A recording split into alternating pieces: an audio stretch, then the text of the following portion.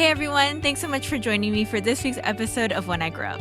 On today's episode, it's my pleasure to welcome my guest, Esther Park Chun. Hey Esther, how are you? Hi, I'm doing well. Thank you so much for having me here today. No, the pleasure and honor is mine. I know you're a busy person, you. So I really appreciate your time tonight with me. Yeah, it's.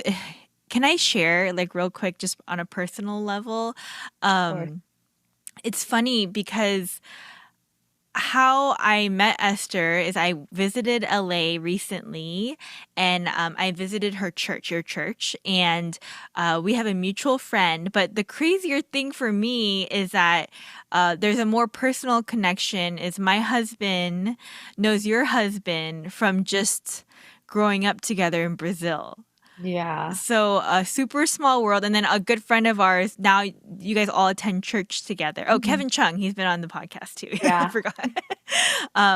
So yeah, most of you probably recognize Esther. If you don't, like you should, but she is an influencer, and a really motivational and encouraging one at that. I personally follow her, and um I just want to thank you. You know, I feel like your reels and the content you post is extremely encouraging, uplifting, hilarious, Mhm. and especially for us moms. You know, I know that you're a new mom. How old is Shiloh now? She's 9 months. Oh my gosh. Do you feel like it's going fast or no? So fast. It makes me so sad. Oh no. Yeah, and so she posts a bunch of stuff about moms and encouraging moms and reminding us, just like you said, of like cherishing these moments with our Mm. babies. So thank you for doing that. Oh, you're welcome. Thank you Yeah, for watching and journeying alongside us. of course. Okay, well, she's here today to talk about her journey a little bit. So Esther, what is it that you consider yourself to like do on a daily basis? Like your job, kind of the how you're yeah, like a day in the life of Esther Chun. Yeah. So I actually want to quickly start off by sharing that I actually quit my full-time job on August 1st. So it's been almost exactly a month. I was working at a nonprofit called Liberty in North Korea. We are a nonprofit organization where we rescue North Korean refugees that are hiding in China. And we really focus on, after rescuing them, helping them in their resettlement process, and also just spreading awareness so that other Mm. people are able to learn more about what's going on in North Korea. And also, one of our programs that we call Changing the Narrative, basically allowing people to not just focus on what you see on the news, which is, Kim Jong-un, nuclear weapons, the Kim regime, but really focusing on the 25 million innocent people, real lives, Mm. people that are living in North Korea. So that is a nonprofit that I've been involved with since like 2010 or something Oh like that. wow. And I've worked there, but even when I wasn't working there, always like a fundraiser. I'm still on their gala committee now, and so I did want to talk about Link because it's such a big part of my life. Not because I'm Korean, like I think it's not a Korean issue; it's a human issue. Mm. And for those that don't know, there are refugees who have, or there are North Koreans in North Korea that have zero basic freedoms. Like they can be sent to a political prison camp for wearing skinny jeans, for watching a Korean drama, I mean, if they ever talk bad about their leader, they most likely would be executed. And so, yeah, I just wanted to shed light on that because that's such a big part of my life. And it feels like weird coming on this after I just quit that job because that was such, a big part of so much of my 20s. So, yeah, I just wanted to share that. But in terms of, I guess now my day, I actually would probably actually consider myself a full-time stay-at-home mom. And that's the main reason why I quit my job. I wanted to be present for Shiloh, and I just feel like these early years are so formative. And I also know that it's not everyone has the choice or privilege to be able to choose to stay at home. And Mm. I feel very grateful that I can. Um, I say full-time stay-at-home mom, but probably people will say that's incorrect because I also work part-time at my church, Citizens Church LA. I think has Jason been on the podcast? He has, yes. Yeah, so you Jason guys Min, have heard Pastor from Jason Min, yes. Jason. Um, or he was on Beef. So if you guys want to watch him Yes. on Beef, um, but yeah, so I work on staff at Citizens Church LA. I oversee our city partnership ministry. Basically, I lead our local outreach ministry, and so we partner with different nonprofits, giving our congregation the opportunity to serve the city of LA. Mhm. Really, we just believe in working alongside and those that are already doing the work have been doing the work for decades and allowing our members to be able to serve alongside them and really just being the hands and feet of Jesus. Mm. um, LA is a beautiful city, but it's also a very dark and broken city with a ton of homelessness, people living under the poverty line. And so, yeah, being able to serve and use our resources to serve people. So I do that. And then also, I'm, I guess, quote unquote, an influencer, You content are. You are an creator. influencer, dear. Yeah, influencer, content creator, whatever you want to call it. That was like what allowed me to quit my job is because Yeah. once I started growing my following and my engagement started, boosting up, I was able to make money out of doing brand deals and partnerships with different companies and brands. And so that was really, really amazing. It has allowed me to work very, very part-time, but have way like a full salary so that I can stay at home with Shiloh and have a flexible schedule. So I'll be honest, in terms of like being an influencer content creator, it's not something I ever thought I would do or something I was like ever really excited about. It kind of just came as a necessity. Like in the beginning, I was like, oh, this is like a good side hustle. But then once Mm. that salary was becoming higher than what I was making in my full-time job, I was like, oh, I really had to think about, man, like, I've dreamed and prayed about being a stay-at-home mom for so long. Oh, and, Mm. up until, I quit my job on August 1st, I was fully working at home with Mm. Shiloh at home with My me. So I was working goodness. full-time at Link, working part-time at church, and then, all of a sudden doing this content creation stuff while having her at home with me. Moms will know that, in the beginning, it's I don't want to say easy, but it's a little bit doable to work with like an infant. But once she started hitting 4 or 5 months, man, it was a lot harder. She definitely needs, my attention. And so Mhm. I mean, I felt like I was doing a horrible job. In my full-time job, I was like working really weird hours, working late at night. So it wasn't sustainable. And so I'm Mm. really grateful to God giving me this opportunity because and living in LA, it's unless my husband was making so much money, like it's impossible to live on one salary. Right, right. And so, yeah, I feel really, really grateful. So, yeah, my day to day looks pretty crazy. It's all over the place. But for the most part, when she's awake, I just fully try to spend time with her. When she does a little bit of independent playing, I try to just like cook or do dishes and stuff because I don't want her to see me on my screen all the time. Like, that's what she saw for the last, 8 months, just me working on my screen. And so, when she's awake, I try to not be on my screen. And then when she's asleep, when she takes her naps, that's when I do whether it's content creation work or like my church ministry work. And then usually at night, like after dinner, I will work another hour to 3 hours, depending on the workload. But I also, want to, you know, make space to spend time with Paulo, my husband. And so, yeah, that's kind of what my day looks like. Yeah, no, I'm sorry. I'm like, I have so many things to ask you because, well, first of all, congratulations on making the step towards, being a stay-at-home mom, like full time. It is not easy.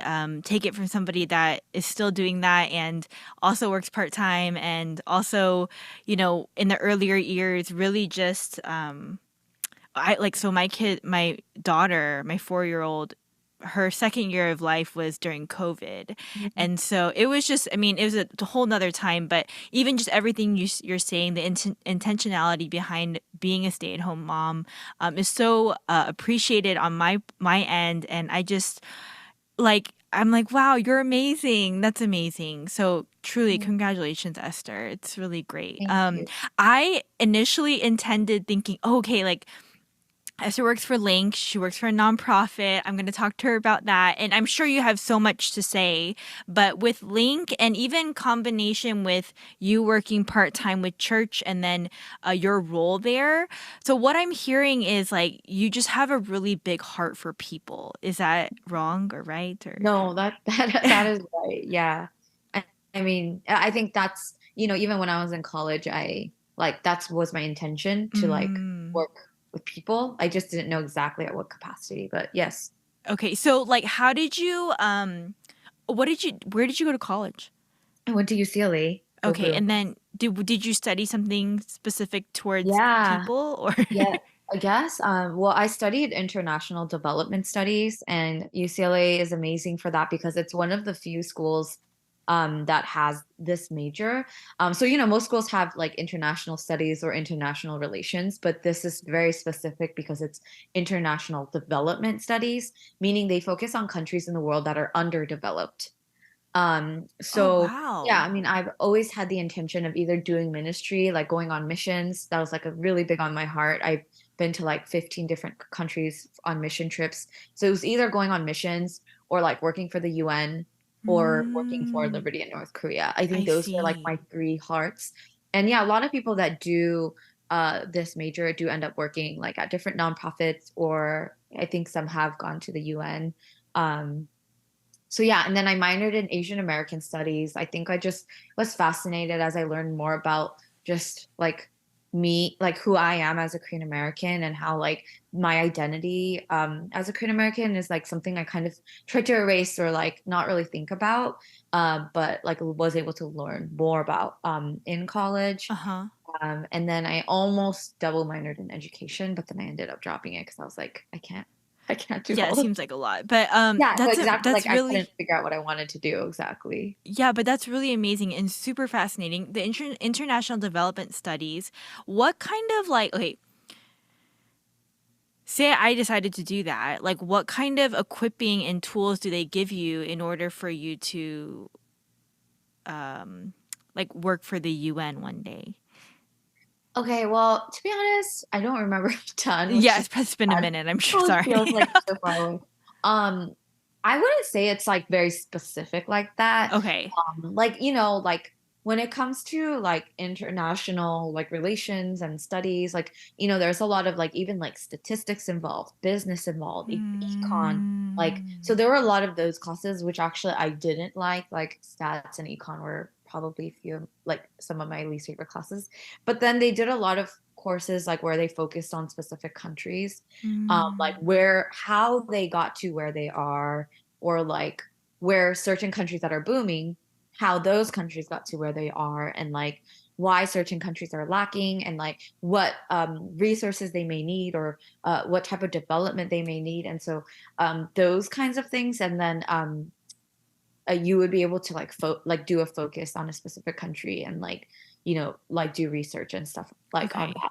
But in terms of like specifically UN, there was never like someone that came and just shared like this is how you can work for the UN. Okay. But it was, yeah, I would say it was more general. I see. I see. Okay. So after college, did you start working for Link immediately, or what was that process Yeah. like for you? Yeah, so Link was my first job out of college. I didn't like I never had that period, where you graduate from college and you have to think about what you want to do. When I was a senior, I applied for an internship with Link. For 3 months, I traveled. We drove from LA to New York, and for 3 months, we lived out of our van, and we just did presentations to spread awareness at like colleges, corporations, like churches, high schools. So we did that for 3 months. Every day we had like multiple presentations where we would just go speak. And then while I was on the road, we that internship, like we're called nomads. So while I was a nomad, um, my like supervisor called me, or I forget, HR manager called and asked me if I was interested in applying for this full-time position. The position was actually overseeing this like nomad thing. I So I see. applied while I was on the road. And then I remember it was in Buffalo, New York. It was snowing. They FaceTimed me, and like that's when I got the job. And I was so happy. Like it was like my dream to work at Link. And so yeah, that was my first job out of college at Link, 2014. Yeah. Um, and then did you continue to be in charge of the nomad Hmm. part? Okay. Yeah, Okay. so I was there for a little over a year, overseeing nomads. And and then I think during that time I was really, I think God was just stirring in my heart, like, and to like basically saying, hey, why don't you think about doing ministry and like pray about it and see what that looks like for you. And so that's when I started like I was doing like wedding planning and like doing flowers for weddings for like, to make money. Mhm. But like I was just kind of like thinking about what ministry would look like. And so I was like serving, like volunteering at like college campus ministry. Mm. And then like, doing the weddings on the side. And then I was also like doing research and praying about like going to seminary. And so then that's kind of where the next few years was just like me volunteering, seeing if like that's what the road that God wanted me to take. And then after that I decided to go to seminary. Uh-huh. um so actually in 2016, it's like a really big part of my life, but I got really really sick. I've had some health issues all throughout my life, but I've always had pretty like weak immune system. And then in Mhm. 2016 I was hospitalized with like a very unknown disease. um, What? I was in the ICU, UCLA Ronald Reagan ICU for 10 days, Oh my and they goodness. thought that I was gonna die. And then when I was there, that's when I just, oh man, like, I mean, you may have heard of like people talking on their like, what is that called? Deathbed. Deathbed, yeah. But I think you just see so clearly when you are unsure of like how long you have on earth. And so that's when I remember I just prayed, saying, God, if you even give me like 6 more months, like I will like just dedicate my life to you and like serve you and like share your gospel to the ends of the earth. Whatever you call me to do, I'll do it. And so yeah, like that was when I decided to uh join this campus ministry. And then I was also doing seminary part-time. Yeah. That is wild. Oh my goodness, Esther. I'm so thankful you're I know, me alive. too. When I think back at that, it's pretty crazy. Yeah. Can I ask, like, so what put you in the hospital in the first place? Like, were you just Yeah. ill? Yeah. So first it started with like headaches and fevers. Uh-huh. And then I was like throwing up a ton. But like it was like this migraine that was like so painful. Like I couldn't do anything. I was just like crying Oh every my day. And goodness. then every time I would take medication, like I would just throw it up. And then I started getting rashes all over my body. And like my calves, it was so swollen from the rashes. My calves were as big as my thighs. And like the rashes was from head to toe, I mean head to my face, like Oh my all. And goodness. so yeah, they couldn't figure out what it was. And so that's why they hospitalized me. They did all of these tests and nothing was coming out. And they said what they could think of. Well, I have something called um uh FUO, which is fever of unknown origin. Honestly, it's like what doctors say if you have a fever for over 3 weeks, it's like you have a fever of unknown origin if they can't figure out what it's from. So I have that, and like it came again actually when I was pregnant. Oh So my I'm like very prone goodness. to fevers. And then they said they thought it's like probably something from a different country, like someone gave it to me. That's what they like because they couldn't figure it out. Okay, so like what, they put you on antibiotics and steroids and then you just like waited it out? Well, so yeah, eventually after like 8 days, like slowly my fever started going Oh down, my gosh. like the puffiness and the rashes started going down. And then that's when they were like, wow.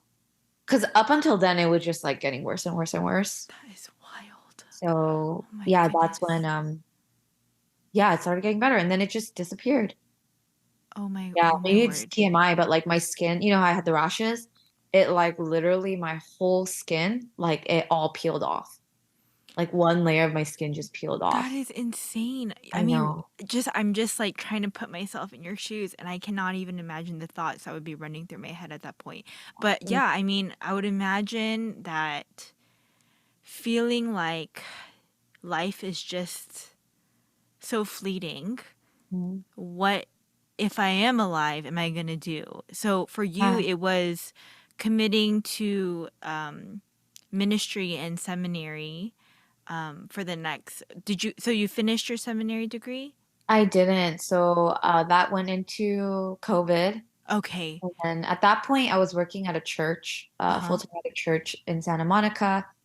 And then, when COVID hit, I was doing work all through Zoom and I was doing seminary all through Zoom and it was just too much screens for Yeah, me. yeah. So that's when I was like, okay, I'm going to take a break. So I took a break from school and I only need like 3 or 4 classes left to graduate. But then, I got married and then I got pregnant and then like And then life happened, I yeah. probably won't go like finish until like kids are older. I Yeah, do yeah, want to yeah. finish. I do want to, it's like so, like waste, like it's such a waste because I'm almost done. But So can I ask you, um, sorry, my screen froze. Can you see me okay? yeah, Okay. it's freezing and then unfreezing. Hello? Okay, now it's back. Okay. So can I ask you then, like, is there anything specific that from your experience, your life and death experience with it, which I can't get over right now, um, like like even decisions that you make daily or just like, the way you think about life day to day, has it changed since then? Oh, absolutely. Man, like I think about like that time in 2016 actually like pretty often. Mm, I was going through a really difficult time in my life, and I just feel like God was very purposeful. mm, Not that God needs to like make you sick or like make you almost die to teach you something, but I do feel like, God does orchestrate everything. And I believe that everything happens for a reason. Like, I don't believe in coincidences, but it was like that season of my life, like I got out of a really bad relationship and then my stepsister's best friend had passed away. She had and then she denounced her faith. And then my grandma was diagnosed with a muscle disease. oh my word. And I think, I really believe that like health is really correlated to like your mental health and like Hmm. stress and all that stuff. But I was just like going through just the lowest of lows. And when I was hospitalized, I couldn't even go to the bathroom by myself. My mom flew in to help me. And I just remember thinking, like, one, man, like I'm an Enneagram 2. I have a really hard time asking for help. And I remember just thinking, like, God was just showing me, like, hey, like you like feel this need to like serve and please people, but at the end of the day, like you're just my child. Mm, And there are times when, like you need to show yourself grace and you can rest. And also another thing that he really taught me was just like how much he like is relentlessly like pursuing me and like yeah. how much he loves me because like during that time when I was in the hospital like people were like sending things like gifts and sending prayers and cards and visiting the hospital and I just remember feeling like this overwhelming like sense of love and peace and Mm, just like nothing could worry me. And so like to go back to your question, I think like now, of course, it's not like every day this is like what I think about, and I'm always like on right, top of right. it and having the right mindset. But I think one, like that experience has like taught me to rest a little bit more. Honestly, I still have a hard time with that. My husband always like yells at me for that. But yeah, like reminding myself that like I don't need to do everything. I don't need to carry everything on my shoulders. Like it is Mm, okay to ask for help. It's okay to remember that like now now it's like worse because I'm a mom, but like I'm always going to be God's child. yes. And so just like being okay if I make mistakes and like breathing and like yeah. And then I think also just like having confidence that like God loves me and like even if my performance isn't great and like I remember recently I was driving and I was listening to I forget it was a worship song and I just started bawling in the car and I think this was maybe when Shiloh was 5 or 6 months. I think I just felt very like oh, like my life is so different now. Like the way I do ministry is so different. I feel like God is disappointed in me because I used to like, be on campus, like sharing the gospel for 3 hours, going up to random people, evangelizing. And then now I'm just like in my house, Mm, wiping her butt, like feeding her mm, and cooking and cleaning. And my life felt less purposeful. mm, But then I remember God just like softly like speaking over me and saying like you are exactly where you need to be. Yeah. And like right now, like this is your ministry. Like Yes. even if like Shiloh, she's the one person that like experiences my love through you, like that's enough. And I just felt Mm, like him, God saying like that's enough. Like it's enough. And I think that really like was like another reminder and like such a like a shift for me mm, because I think that's what God had was trying to speak to me in 2016 too when I was sick was just you're enough. Like mm. it's okay to rest. It's okay to be my child. You don't need to like do all of these things to be loved by me. And like again, I think he was reminding me. And so I think now too, like in the day to day, like so much of my time is just washing dishes, cooking, cleaning, taking care of her. Um, yeah, my like the ministry of like my life of ministry back then, I used to go on missions every summer and like my life was so different, but now it's like, like my ministry looks different now and he's reminding me like you've asked to be a mom for so Yeah. long and like right now your ministry is to her and Mm. like that's enough. And so that like has been a big game changer for me. Yeah, that's amazing. Thank you so much for sharing like with such transparency, Esther. I really appreciate your honesty because for me, I'm getting emotional just thinking about it, but I relate to you a lot, and that's for another time when we can share life more together. But yes, you are enough. We are enough. And there was a moment I actually went through a lot of postpartum more than blues, Mhm. less than depression, but for 6 years. And I think Wow. this year is the first year where I feel like myself again. But just to kind of piggyback off of what you were saying, there was a great shift in my life in January of this year when I finally accepted my identity as a daughter of Christ. And I was ashamed because I'm like, I've been a Christian for a long time, and I too work in ministry. I say the same things to my students that they are made in the image of God and that their identity should be only in Jesus. But like there was I heard this sermon and it was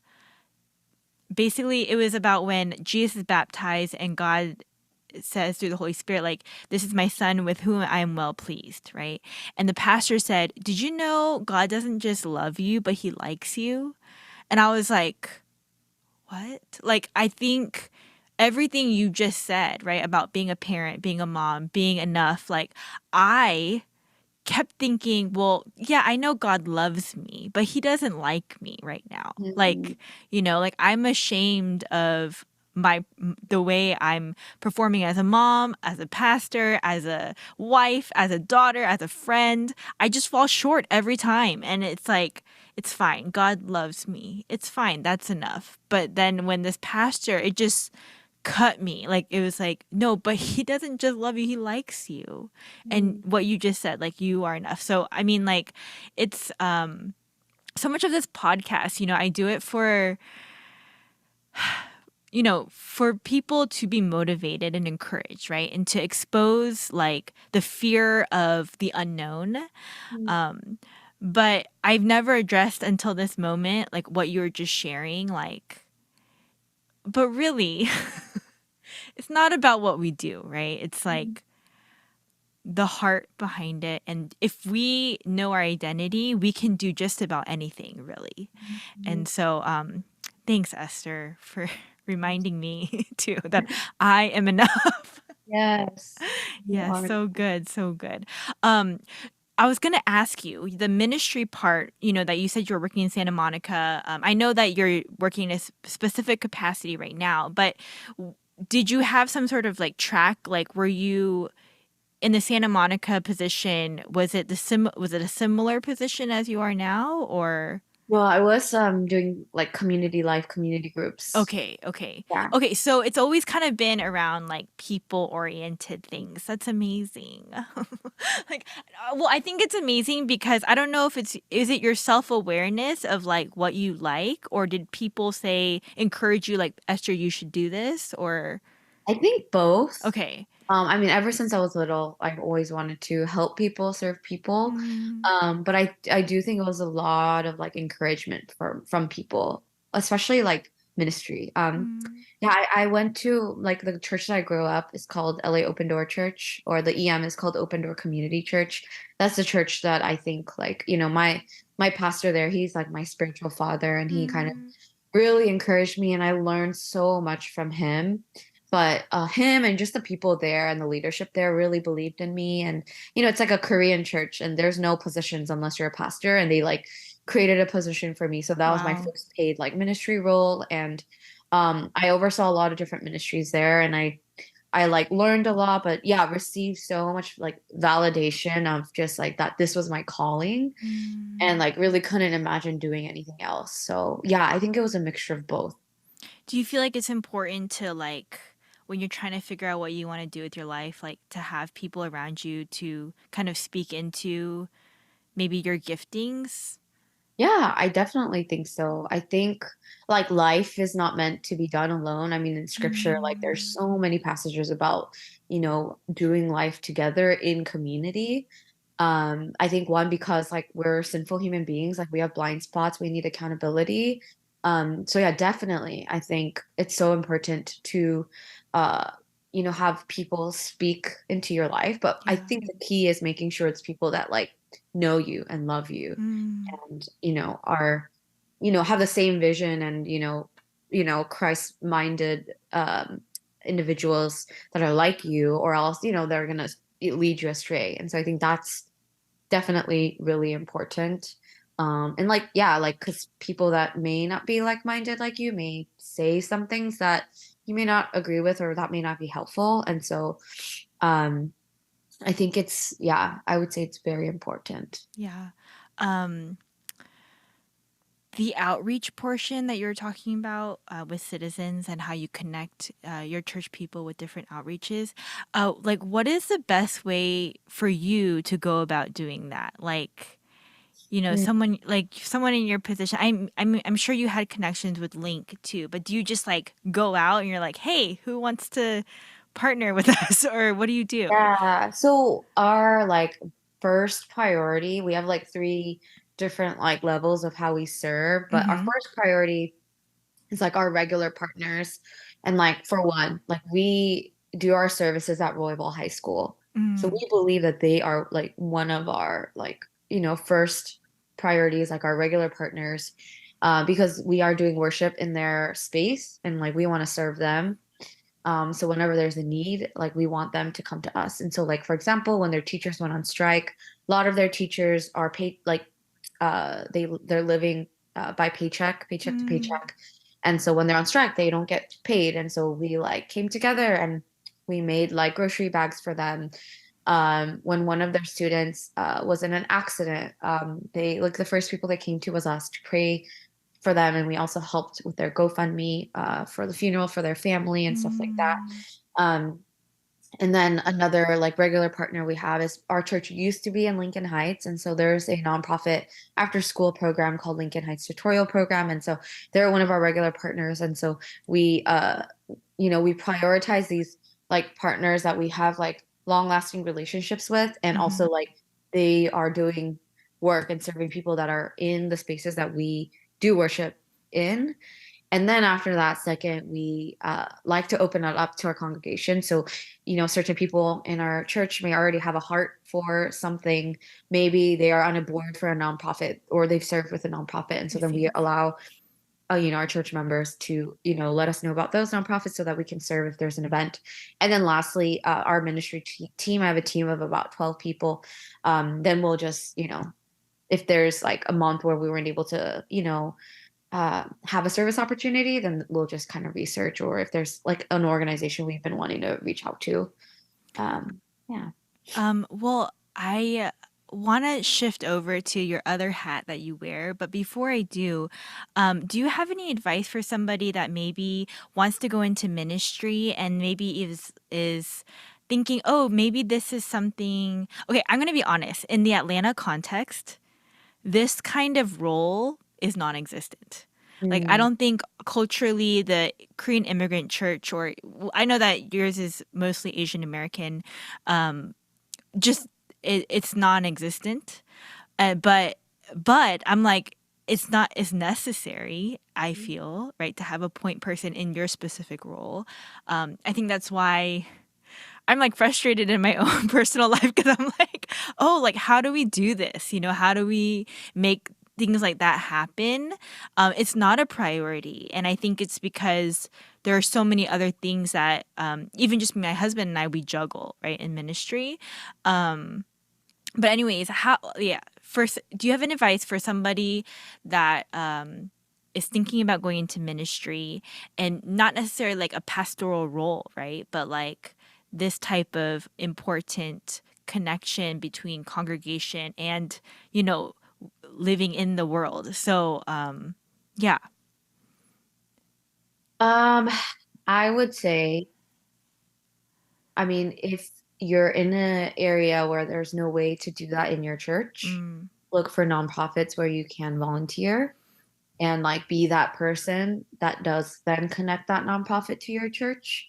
Whether it's, talking to your pastor or talking to your community group director, saying, hey, like, what if our community groups once every quarter we partner with this nonprofit and we serve? Or what if instead of doing, I don't know, I don't know what kind of fellowships churches do, but what if instead of doing, like just a meal every time, like what if we just go serve at this, mm, kitchen, and like, or like, I don't know, if youth groups go like broom balling or something, instead of broom balling that one time, like what if we go to Children's Hunger Fund together and yeah, meals together or something? And so I think if you have a heart and you don't see it, I think that's why God gave you that heart, um, to be active that's and to good. go Yeah. for it. And if you're going to church, a Bible preaching, Jesus loving church, they can't reject your advice. Yes. They will gladly. And I think a lot of times it's because they just don't have the manpower. Mm, And so God places, specific interests and desires and visions in our hearts to allow us to like partner with our church. And that's why like we need the whole body, yeah. because the pastor doesn't have the capacity to do vision setting and preaching and taking care of its flock.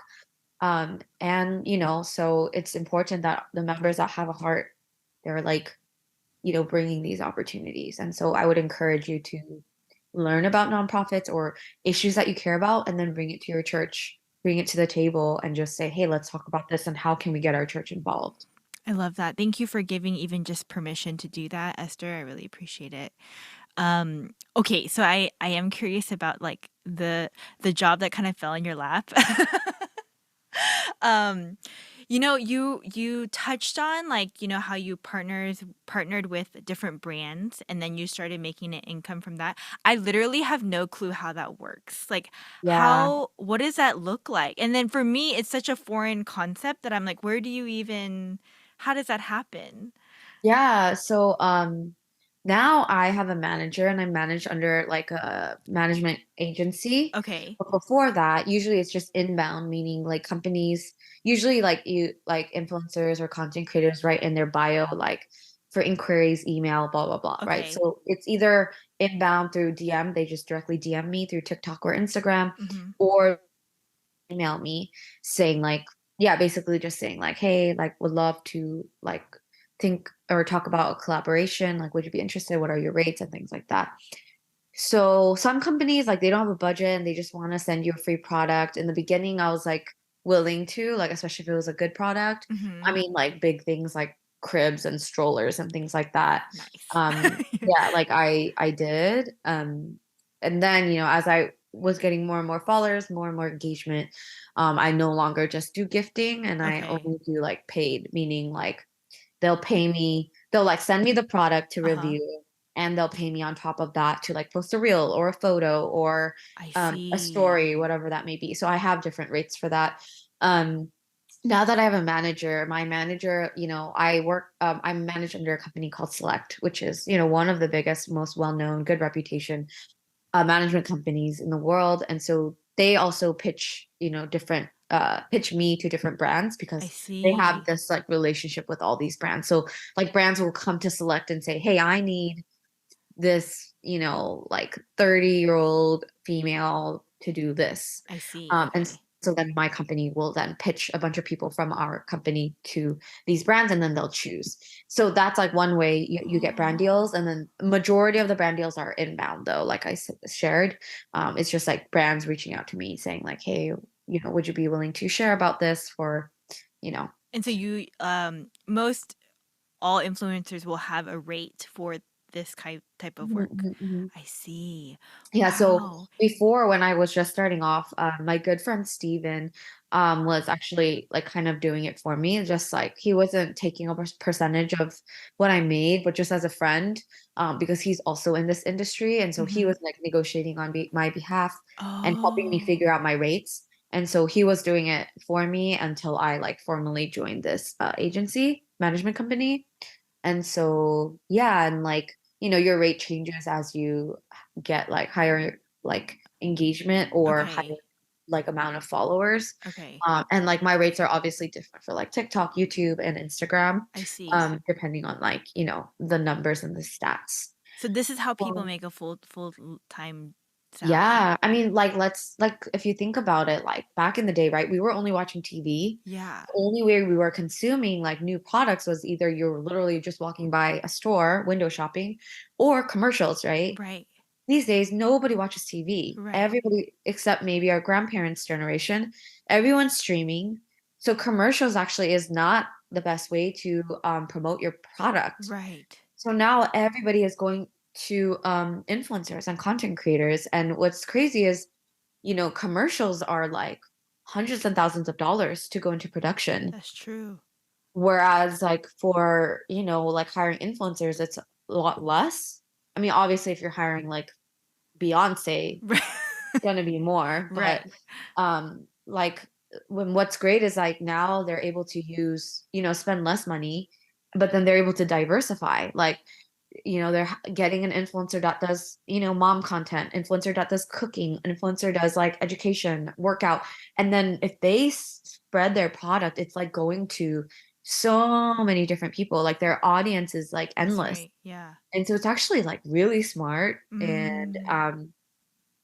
when companies send stuff to influencers even for free, like without any like required deliverables, like I think it's like the smartest way to go. And like, Mm-hmm. now that I've entered into this like world, I'm like, wow, it's like incredible. Like, and at first I was like, oh my gosh, like, am I worth charging this much? But I'm Mm. like, man, their budget is huge because like this Mm. budget used to be commercial budget. That's right. Okay. So, Okay. yeah. That makes sense. Man, that is really I mean, I just never think about it, because it's not my world, but everything you said makes total sense. I'm like, am I just like so old school that No, I mean, I was the same. But like, when people say like, "Oh my gosh, my phone is listening to me," like you literally talk about like, I don't know, No, yeah, like absolutely, all the flared time. pants, and then all of a sudden you have an ad on your Instagram for flared pants, Yeah. and then you buy it. Like people buy things like so quickly if it pops up on They Instagram. do? And so like that's, just the best way, I think. Yeah. Okay, so every young person I know that's listening right now is like, I want to be an influencer. In Korea, like if ask like literally like children that are like 8, like, Uh-huh. what do you want to be when you grow up? And they're like, YouTuber. Like Oh they want to yeah. be a YouTuber. Yeah. So, like my thing is like, look, you can't just be an influencer because you say Yeah. you want to be one. We work with youth students too, which I don't, some of them would never admittedly tell me, but I know that that's what everyone wants to do. So, like, what are some steps like, that are practical for you? Because, like, you have to start somewhere, but it's really intimidating. It So, is. The biggest thing I will say is consistency. mm, The more you post, the higher chance that you will get pushed into this algorithm. hmm One of your videos will go viral. The best thing that can mm, happen is that one of your videos go viral. yes, I yes. mean, obviously, you can't just be posting, nonsense. Random It has to things. be good content. uh And that's like a whole, another thing. Like, I don't think I have the credentials to be training on that. But, like whatever your niche is, making sure you should be watching your reels and your For You pages to see like okay, first of all, what's the content that does go viral? And then, getting inspiration from those videos to then create your own. Like you have to be creating things that will go viral. And then Mm, obviously consistency, like posting every day. Like some people post like 2, 3 times a day. That's a lot. If you can, like that's the best thing that you can do. mhm, Posting a lot every day. mhm. The more you post, the higher chance you have of it going to the explore page or For You page. And that's when you have a chance of it going viral. And then obviously like diversifying, like doing TikTok, YouTube, Facebook, Instagram, and then even on those platforms, like for example, Instagram, like they push you if you do all, like meaning you need to post like a regular grid post, you need to post a carousel grid post, you need to post reels, you need to post stories, like you need to do everything because of course Instagram wants you to stay on their platform. Yes. So Yes. the more that you do, like if you're only doing photos or you're only doing reels, like, I it's see. not as favorable to you. I mean, those are just some of the tangible steps. And then like um again, using all of the functions like collaborating with other content creators or making sure you use trending music. But even in trending music, you don't want to use a song that has a million Right. posts. You need to use a trending video that has like under 10K, but that shows the little trending icon I because see. then yeah, like you want to be in the list before it becomes 3 million videos. Like you want people to click on your video. And then even hashtags, using the right hashtags and like staying up to date with things that Instagram tells you because they'll say, hey, right now it's more favorable for you to only post 3 hashtags. So like posting 30 Mm, hashtags is not going to do anything for you. And so there's like different websites and Instagram pages that share like what it will favor you to be like the algorithm for Instagram. And so just like staying up to date, I would say like probably those are. And of course, like if you are, wanting to go into a specific niche, like learning from other creators who are uh-huh. doing well, Uh-huh. um not like copying, but like yeah, receiving inspiration. I mean, internet is all about inspiration, like people, and even like these challenges, it's literally doing the same thing. And Mm, even that's like a form of flattery and like a compliment when like your video goes viral and then people start recreating it. And so you want that like it factor. And so yeah, like speaking to other content creators, like getting advice, but a lot of it is just like consuming and being inspired and like trial and error, just like posting a lot and like seeing what your audience enjoys. man, I feel just overwhelmed listening to you about I it, know it's a but lot. I mean like yeah, it is work. It's work. It's It's work. not just like posting for fun. It's literal work and you work hard to make that your full-time job. It makes a lot of sense to me. But Yeah. okay, well, how long does it take you to like make one reel, let's say? Yeah, I would say it really depends. Like it could take me like literally 3 minutes to make a reel. Uh-huh. I've made reels that are like 3 minutes and it's gotten like 5 million views. Uh-huh. Uh-huh. But then let's say if it's a branded content, usually they have specific things they want me to like talk about or share. So anywhere I would say 30 minutes to like an hour or two. Oh man, I feel like that's so good. It is. Yeah, but it's also because I've like really learned how to like I'm pretty quick at editing, I see. pretty quick at like recording voiceovers. I already know I always write out my script beforehand. I write out Mm-hmm. all the shots I'm gonna take. So I'm Mm, very like organized in that way. Um, yes. yeah, I would say yeah, like max few hours. Okay. But Okay. then, there's sometimes like if it's like something where I have to like cook and I have to go buy groceries, obviously it's going to take a little bit Right. longer. Right. But my typical video, I would say anywhere from 30 minutes to 2 hours. Okay. That makes sense. Yeah. Can I just say I watched that I watched the I know video what you're of going to Shiloh say. getting scared like over and over. I could not like just so precious but so scared and like so heartbreaking but also so adorable. She literally looked like a cartoon character. Yes, yes. I was like even thinking about it now is making me like so happy but also like poor thing. I know. I mean, and she's never done that before. So I was kind of shocked. I was like, she's a full-on human being that knows how to get scared. Yes, yes. Oh my gosh. But Like that's an example of a video that took me like 3 minutes, mm, right? Because I just got the recording and yeah. yeah, Yeah. but it like went viral. So But I just find it really fascinating. I mean, that you think of so many ways to make content about like everyday things, but also like just it doesn't seem trivial. Does that make sense? Or yeah, you're just really gifted, aren't you? I mean, I do think that like you have to have some like part of your brain to work in a certain way. Right. Like you have Yes. like creativity and like um but I mean like yeah, sometimes it just comes very naturally. I'm like and like to be honest, like I'm not living my life every day like, oh, I have to get like every, like I would say like in my regular day, like there are days I don't film anything. And then on a normal day, maybe I'll film like once or twice if Shiloh Mhm, does something mhm. cute. And I'm not even like thinking like, oh, this is like a video I'm gonna make. I mean, yeah, once in a while she does something, I'm like, oh my gosh, this is so cute. I have to take it. Uh-huh, A lot uh-huh. of times it's just like I want these memories for myself. And Yeah. actually, a lot of the videos from back when I first started, like they were all things that I just like would go into my archive of videos and then I would just think of random things as I'm looking at them. Mhm, And mhm. so I think to me that's like the best case scenario because like I don't want to be living my life where I'm like, oh, every day I need to be filming every part of my life. Yeah. And I don't think that's healthy for Shiloh too. And so like it coming naturally. And so thankfully, like um I'm able to just naturally think of things like as I look through my albums. Like actually that's how I usually like think of content. Mhm, mhm. Or like, I'll once in a while look at the reels on the explore page and then think, be inspired and then recreate. Yeah. But a lot of times it is more natural. And then like the few 10%, 20% is like something I'm making or recreating because of an inspiration of something I've already seen.